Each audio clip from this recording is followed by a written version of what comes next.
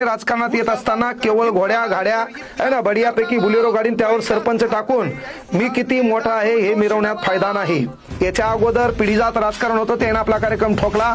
येणाऱ्या काळात ठोकू द्यायचा नसेल तर तमाम मतदारांना देखील विनंती आहे, डॉक्टर बाबासाहेब आंबेडकरांचं स्टेटमेंट आहे, भाकरीपेक्षा इज्जत प्यारी। मग एखाद्या गल्लीमध्ये एखाद्या मोहल्ल्यामध्ये जर महत्वाची गोष्ट मतदानाला पैशाशिवाय कोणी बाहेर निघत नसतील तर काळ वेळ बदलणं काळाची गरज आहे।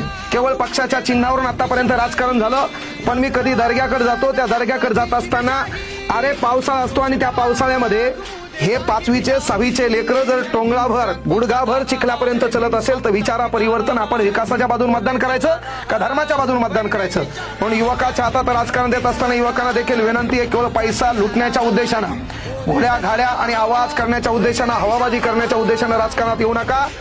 मतदारांना देखील विनंती आहे, गेली 25-20 वर्षे ज्यांच्याकडे सत्ता होती, ज्यांना आपला कार्यक्रम ठोकलाय, जरासा नवीन तरुण राजकारणात आला पाहिजे। कारण विदेशामध्ये तरुण लोक सरकार चालवतात, म्हाताऱ्या लोकांना पेन्शन देतात, इथं म्हातारे लोक सरकार चालवतात, तरुणांना टेन्शन देतात। काढ आंदोलन, कर मोर्चा, जिंदगी बर्बाद।